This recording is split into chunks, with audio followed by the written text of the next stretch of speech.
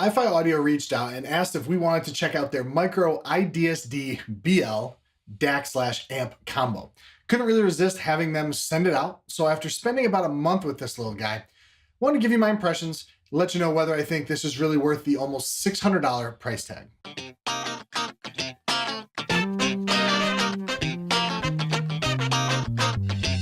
What's going on, everybody? Jeremy with Detroit Tech. Starting with a couple of disclaimers today. iFi Audio did send this to us as a loaner unit, so really appreciate it, guys. We do have to send it back though, like I said, loaner unit. They have zero requirements as to what I am or am not allowed to say, just that really have to get it back to them within about 60 days or so. All following thoughts and impressions are mine and mine alone. So back to you, Jeremy. Thanks, Jeremy. So let's start with build quality. While it's not big, it's built like a tank. I have to assume part of that is because of the built-in battery, but everything on here is quality. So the main body, it's all metal. Every switch and dial feels just great to adjust. Like solid clicks, smooth volume pot, really give it a premium feel. And it kind of bums me out when I go back to my Magni and adjust the volume on that. Not that the Magni is bad, the iDSD is just really that good. And even the rubber feet have like an iFi like engraved on it. It's a really nice touch. A ton of accessories come in the box too. 1/8 inch to 1/4 inch adapter, USB-B to USB-A adapter, USB extension, and there's more than that too.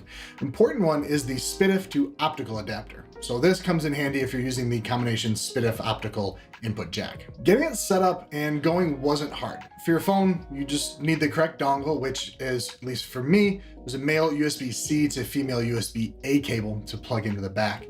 I had to dig around a little bit to find the right cable for the computer. Good thing I hoard all my cables. Getting it to work on the computer was a little bit more difficult. Part of that I think is Windows 10 being just kind of bad, and some was user error. I don't think I gave the iFi enough chance to charge fully up. But once I got it up and running, I had to select it as my output device and it was just perfect. Now, before we really dive into how well it works, I have to go over the features because there's actually quite a lot of them. The switches on the side feature the power mode, which gives you eco, normal, and turbo for low to high impedance headphones respectively. There's the polarity switch and then the filter, which gives you standard, minimum phase, and bit perfect. iFi recommends standard for measuring and other two for more, I guess you say, easy listening.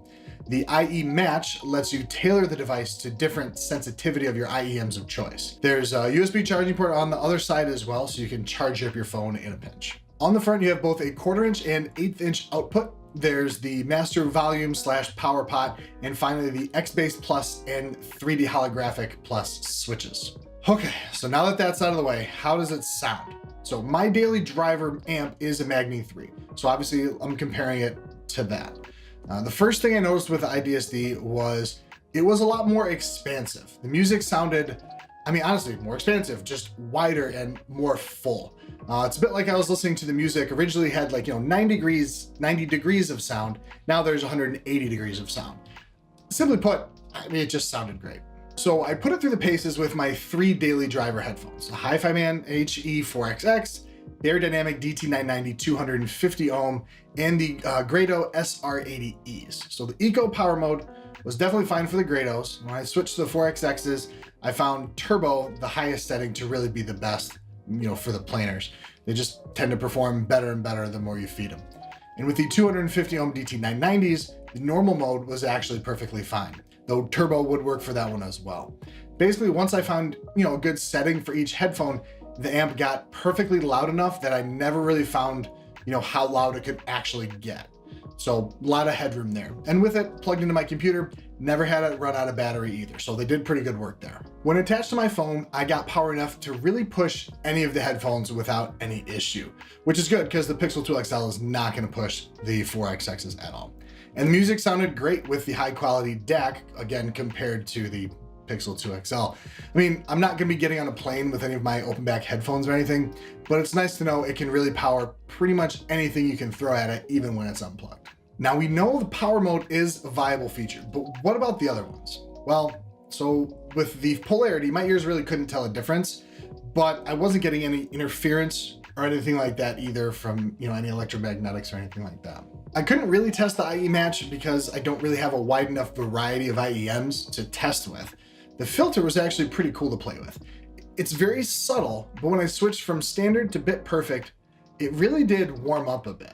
Again, very, very subtle, but I understand why iFi says to use standard for measuring and bit perfect for more of an easy listening. It's a really great way to customize your listening experience. Speaking of customization, XBASE Plus and 3D Plus holographic. So switching the XBASE on, we'll start there, gives you a boost to the low end.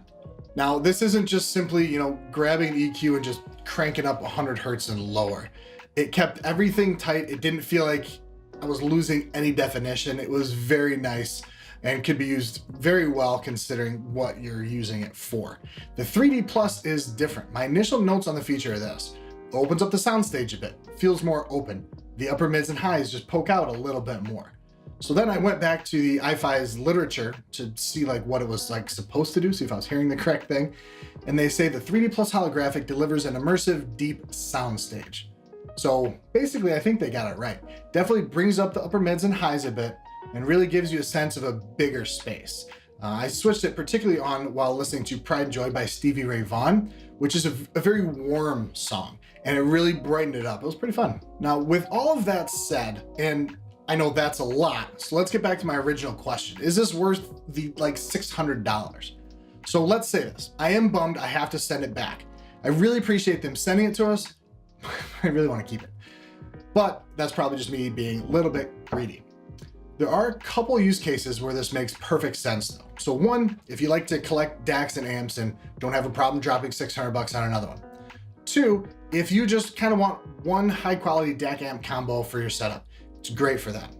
The third use case I think is the best for this. This is perfect for the person who travels a bunch and doesn't want to buy, a travel DAC and amp and then one for home. You can really just sit back home, plug it into your setup, you're up and running, and then you just unplug it, you're off to the airport, able to power really whatever headphones, hopefully close back, that you want. And even give your phone maybe a quick charge if you need as well. All in all, the Micro iDSD BL from iFi Audio gets a big endorsement from me, if you have the money to spend on it. So thanks for watching, everybody. If this review was helpful, hit the thumbs up and subscribe. If you want to hit the thumbs down, I'll send it back over to Jeremy to let you know what you can do. What?